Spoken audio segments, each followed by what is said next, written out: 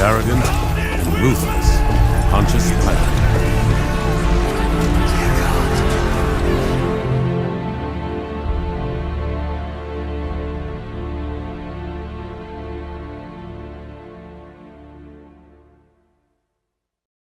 Alright guys, can't say I like teaching all that much, but I can't worship like crazy because it just kills my voice. So, starting off guys, we're just announcing, obviously Chris is here because he's off taking care of Paige and they're in the hospital right now waiting for nature to happen. So, we are going to be jumping right in because we've got a lot to cover tonight. So if you guys have your Bibles, we're in 1 Kings 12. Just a quick recap for you guys. We started off our series of Age of Kings. We started with Saul, the first king of Israel, and then we moved to how he lived his life and how God placed him with David, and David became king of Israel. David lived his life in such a way that he became a man after God's own heart, even with his failures. We kind of unpacked what that looks like. And then last week I talked about Solomon and his wisdom and how that led to his demise and that big however in his life, how he lived in such a way that was so awesome, but he had this in his life and it kind of killed his legacy and killed his influence. So from there, we ended at the end of Solomon's reign with God ultimately doing evil in God's eyes, and that leaves us where we are today, which is where his son Rehaboam is the one that takes over the throne.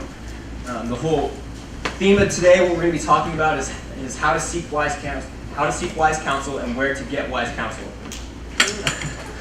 So, just a little bit of a precursor setting up this story. So after Solomon had done this evil in the eyes of the Lord speaks to him and says, because you have done this, I'm going to split the nation. I'm going to rip the nation away from you. But because of what David had done, I'm not going to do it in your lifetime. I'm going to do it in your son's lifetime. And so that's kind of the prophecy that was given to Solomon, saying that Israel will be ripped away from the line of David. But because of David, there will still be somebody in ruling power for Israel, which is Rehaboam. And then ultimately, it's important later on. We'll touch on it next week. But that ultimately becomes the line that Jesus is born into, the line of David, and also from Judah, the line of Judah, all the way down to Jesus being born into that family. So we'll talk more about that next week. But that's kind of painting the picture. Solomon is now dead, and his son Rehaboam takes the throne. This is all what chapter 12 is about, is his first initial reaction, his first interaction with the people. The people come to him, the Israelites, they say, hey, your dad was incredibly harsh on us. He taxed us really hard. He made us work really hard. We had really long hours. If you lower that, if you lessen our burden, we'll come back and we'll love you. We will respect you and we will serve you willingly. And so Rehoboam, again, you guys have to grasp. We've been talking about kings that took their reign early on in their life. Rehoboam's 41 years old when he takes power. And that's very different because that's kind of what we think, okay, Rehoboam takes over, he's like a kid or whatever. But when he's 41 years old, he grew up with his dad. His dad has that wisdom, so he grew up with that voice in his head, always constantly correcting him and telling him how to live his life, as well as all of Solomon's advisors and everybody that was involved in the court was also involved in Rehoboam's life. So this isn't just some random guy. He's been there. He's seen his dad's glory, and he's also seen his failures. He's seen the wives. He's seen how that all played out. So Rehoboam, because he comes into the story at this point, don't get confused. He knows what's going on. So anyways, back to what I was saying. He comes to the Israelites, ask him, hey, lighten our burden. And he says, okay, give me 3 days to think about it, and I'll come back to you with an answer of how I'm going to rule. His first initial reaction is to go to those advisors, people I had mentioned before, the ones that were in his father's court that kind of helped advise and lead with his father.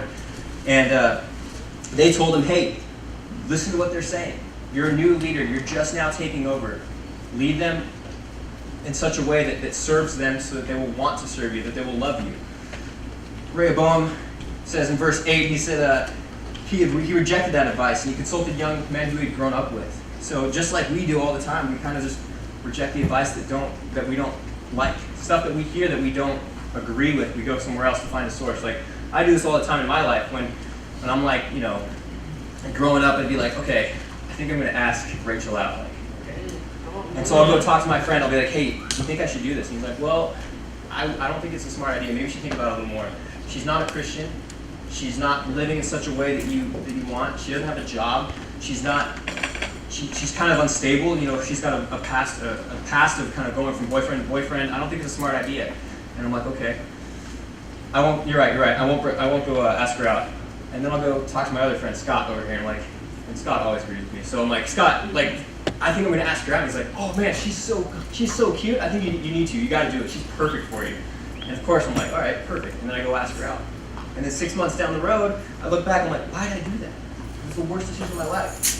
And it's something that we all do. We all seek advice from people that kind of pour into us, and they tell us what we want to hear. And that's exactly what Rehaboam does. He goes to his friends, the people that he grew up with. And again, you got to get your mind in the sense that these are people that also grew up in that environment he did. They're probably also very wealthy families. Their influence with the king, they've been there. They're kind of that upper class.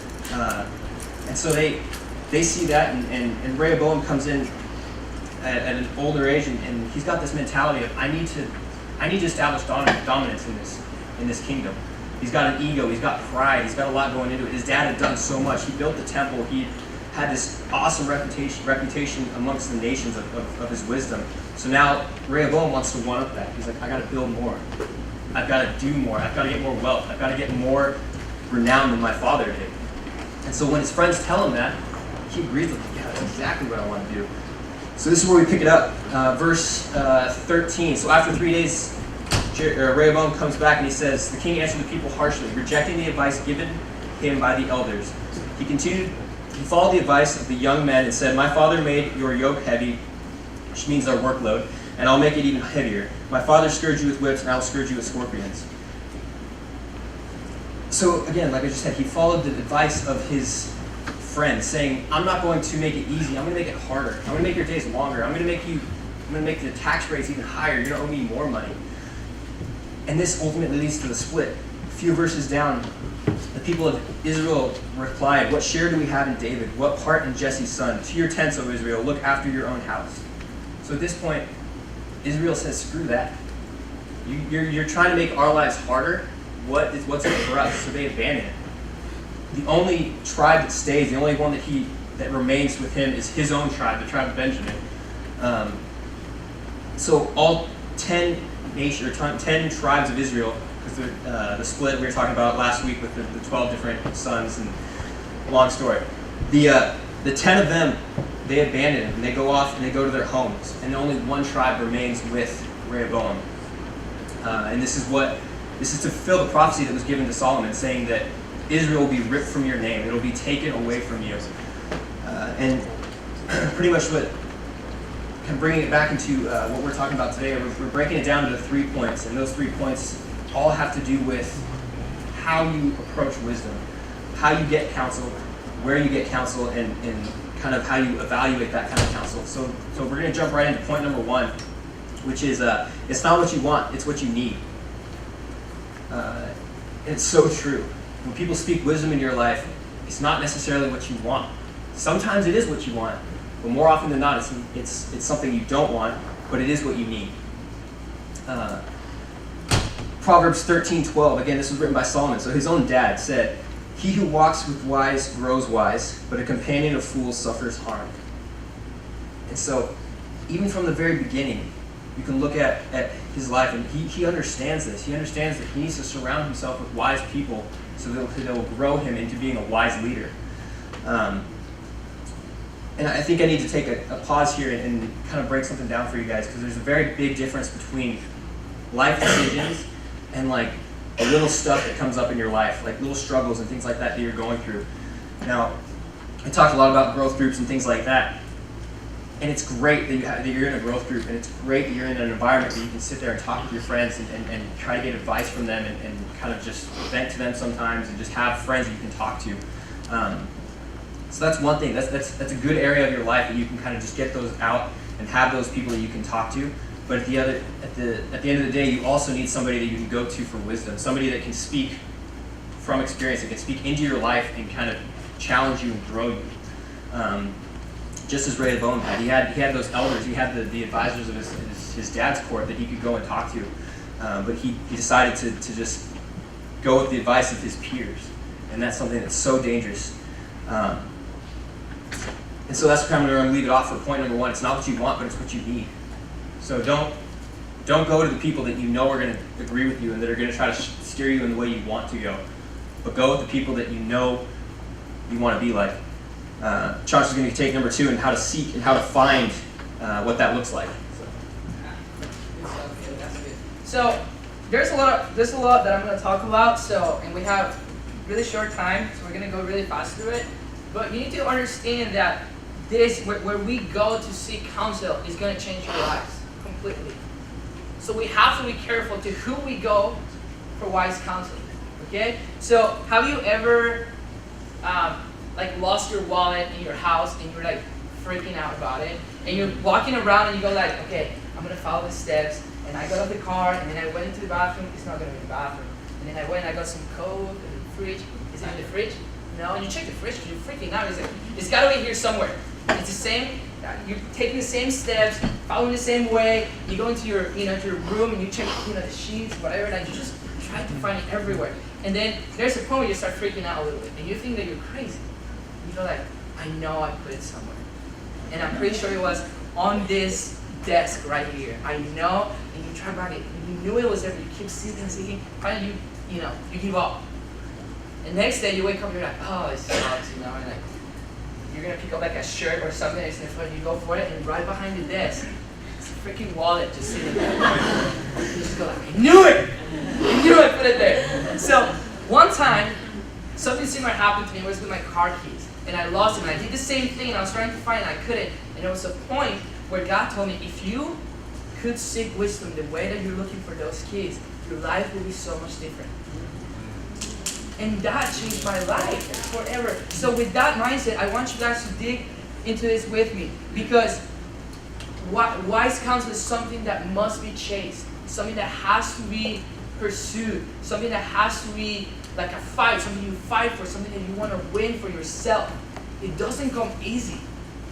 If you sit in this chair for next year, 2 years, waiting for wisdom to come into your hands and just fall there, it's not going to happen. And you'll be a fool for the rest of your life. So I want to give you a few steps as far as what you can do to find good counsel. And with that, I mean a mentor. Someone that you can go and ask.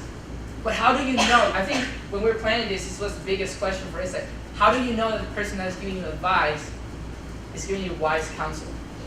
Right? Because you see, the fact that you have a title, the fact that you're a leader, the fact that you are a growth group leader, the fact that you're a pastor, perhaps, the fact that you're a parent, doesn't mean that you're wise. A title doesn't give you anything. If you never went on that quest of finding wisdom, you'll never have it. So who do we seek, right? We have to identify the source. That's going to be our first point. Actually, that's not point number 2. Who do you seek? And we're going to go with A right there, okay? We're going to A, B, C, D, E. And A is the person that you ask for wise counsel should be rooted in the Word of God, right here, okay? Why is that? If you go to Psalms 119, verse 9, I'm going to go there really quick. You don't have to go, I'll do it for you. It says this: how can a young man keep his way pure? By living according to your word. So that's the only way, through the word. Real life situations give experience, that's right, but experience alone does not give wise counsel. It has to be rooted in the word.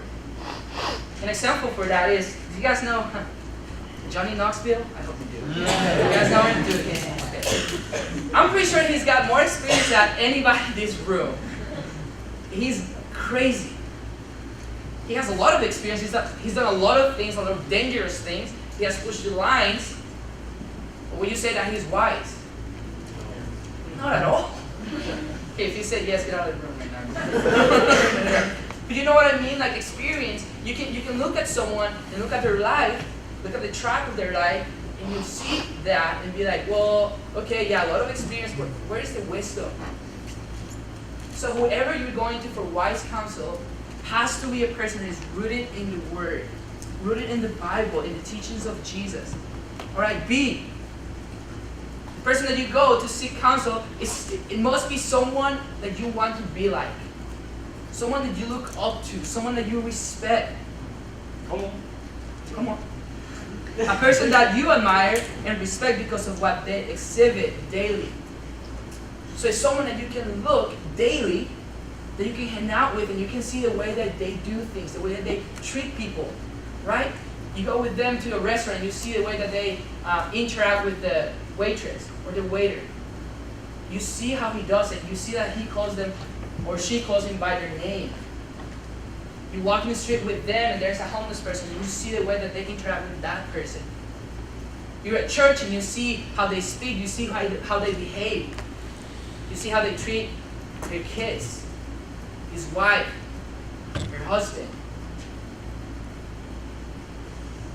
And this is a good way to check that. If you wake up tomorrow and you are the person that you are getting advice from, will you be happy? If you wake up tomorrow and you are the person that you are getting advice from, will you be happy? Why are you just getting advice and you just get the advice, oh, that's good, but I would never like to be like that person. I'm just going to hear what I want to hear, right? Which is exactly what this king did. He asked for advice to the young people that he grew up with. He knew the answer that he was going to get. Why do you think that he went to them? He knew exactly what he was going to get. So he went there. C. The person that you go to seek advice from must be someone that knows your story. A person that knows the good, the bad, and the ugly. So it's got to be a person that you can go and you can tell them what happened since you were little. You can tell them what happened at that homecoming night. Who knows? But you're able to come and say, hey, this is what happened. That person knows everything about you. But that's your responsibility. It's something you have to fight for. You have to go find them. You have to go tell them the story so that they can see the patterns in your life. And based on the patterns of the mistakes that you're making, they will be able to say, hey, maybe you should try something different. And then as you try, the wisdom is going to come. And Kelly's going to touch a little more on that later on when we get advice, saying, well, what do we do? When we hear the good counsel, what do we do? He's going to touch that on point 3. But we're going to go to D right now. The person that you go to seek wise counsel must be someone that is under authority. Someone that is being mentored also. You see, you can't give someone something that you do not have. Right? If I don't play basketball, I can teach someone how to play basketball. I play soccer, and I coach some of you guys that are in the group. We go on Friday mornings and we sit there and, we run, we do some drills and stuff, some footwork. I help you with, figure out with decisions and stuff like that. I can do that because I have it. I was trained for it. I had a coach. I have friends that got me into that process. And in that way, you protect yourself also. Because no one is perfect, okay? Hey, I might be able to give you some really bad advice sometimes. And I'm sorry for it. But your responsibility is to grab those things and to hear it and then go check with God and be like, hey, I have something going on here. Chancho said this. What should I do? Because if you don't do that, you're going to miss the opportunity to hear from him. And you're going to get used to everyone just giving you everything, spoon-feeding you forever. E. The person that you go to seek for wise counsel should be someone that has been through it. Someone that has been through it. Someone that has experience, that has authority, and that his story shows the success of the decisions that they have taken. So it doesn't have to necessarily be the same situation that you went through, but that you'll be able to see, wow, that was tough for them. But then you see the decisions that they made and where they are now. You see the decisions that they're taking today, and then you go like, that is good. I want that. They tell you a good. This is awesome. I love this one. Oh my gosh, this is my favorite one. So you're gonna write this down. You're not taking notes. Memorize it. They will tell you how they did it, but they don't always tell you how to do it. They will tell you a story. They will say, hey, this is what happened. This is what I did. But, go talk to God.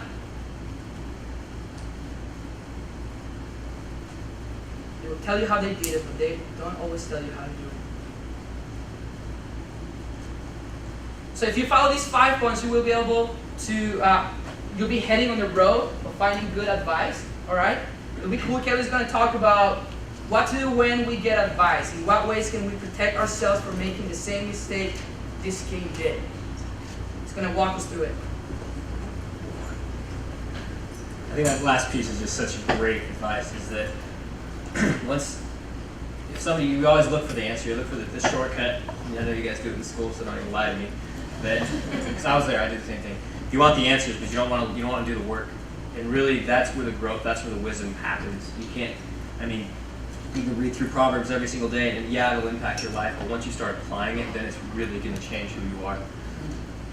So, number 3, it's broken down into 3 parts. Listen, follow, and test, or reevaluate, all right? Listen, follow, and test. First point, listen.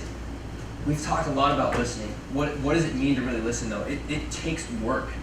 It takes a lot of attention. It takes a lot of time to sit down and listen. Don't be so quick to speak up or just voice your opinions on things when somebody's trying to speak wisdom into your life. Sit there and try to listen and try to understand what they're saying. What I like to do when I'm in conversation with somebody is kind of take myself out of the equation. And so I'll just kind of stand over here as like a third person, as an observer to what's going on, and really try to get their point of view and try to understand what they're telling me. Because then you allow yourself to really understand the advice versus just trying to interpret the advice. And once you listen, once you understand it, once you grasp what they're trying to get to you, like Joshua was saying, pray about it, understand it. Rehaboam did a great thing when he said, hey, give me 3 days to think about it. We try to make these like life decisions in a short span of time, and it's like that should be something that you pray about for a week, something that you focus on, that you actually like seek advice from multiple sources and try to understand it instead of making those split-second decisions. So listen and pray about it, and then run it. Once you really understand it, once you're praying about it, do your research. Is this advice biblical? Is it something that comes from this book? Is it something that is moral? Is it something that's right? And ultimately, is it something that's self-seeking? Is it something that pleases you now, or is it something that is what you want? Is it, if it's something that pleases you now in the moment, then you might want to reevaluate it. Because if your goal is something very different than what you want now, like you want to make out, you want to have sex, you want to do all these things now, but is that what you want? Do you want a great marriage? Do you want to have that ideal marriage and relationship with your wife or husband? So run through that filter. Is it something I want now, or is it something I want in the end? And the next part is follow it. And this is why what Chancho's point was so important, is you have to find a source, you have to find a mentor that you trust, because it's not easy to follow somebody's advice. And a lot of times you're going to have to do it blindly, where, I don't want to break up with my girlfriend, or I don't want to drop volleyball or soccer. I want to do this. And sometimes it just takes that trust to be like, okay, I don't really understand it, but I know you've been through it. I know you've succeeded in your life in these different areas, and I want that, so I'm going to trust what you say. And you also have to understand that this takes time. These big life-changing decisions that you're making in your life, even now, they take time. So if he says, hey, you just have to start doing this, and you do it once, it's not going to happen overnight. You're not going to be the person you want to be overnight. You got to make that slow turn on that road and start veering towards what you want. And over time, you'll get there, not just overnight. And then finally, test it or reevaluate it. Just because you're following somebody's advice doesn't mean you're done. Reevaluate your situation. Discuss it with your mentor, your advisors, or your parents, or people that know you, so they can kind of speak into your life, and you can say, hey, this is what I want to be, and this is kind of the steps I'm taking towards it. Am I progressing towards that? And if you are, then great, keep doing it. But if you're kind of veering the opposite direction, you find yourself that you're not going the way you want to be, or you're not becoming the person you want to be, reevaluate your source. Kind of be like, okay, this person's speaking wisdom, you're speaking into my life. but it's not resulting in what kind of the growth in the direction I want to go. So it's always healthy to reevaluate your situation. Sometimes it won't look like it to you, but in the end, it'll still get you to that point. So you have to. There's nothing wrong with reevaluating. Nothing wrong with testing your source. It's healthy. The Bible says it. All throughout the New Testament. Test it. Test it against the Word. Read the Word. Understand the Word. Don't just take it. Don't take what I'm telling you. Don't take what Chancho or Christopher or any one of us or your small group leaders are telling you. Test it biblically. Always test it. So that way you'll get a discerning heart from it. I have a quote written down here. It's kind of like, I don't know where I got this. I just picked it up kind of when I was in high school, and that's kind of how I've been viewing this whole topic is a fool will make the same mistake over and over. A smart man will learn from his mistakes, and a wise man will learn from the mistakes of others. So, do you guys want to be in that mindset where you keep making the same mistake over and over again? You get into a relationship, you break up, you get hurt, and then next month you're in a relationship, you break up, you get hurt, and you just continue in that cycle. That's what a fool does. They make the same mistake over and over. A smart man, okay, you do it once, you learn from it, and now you move on.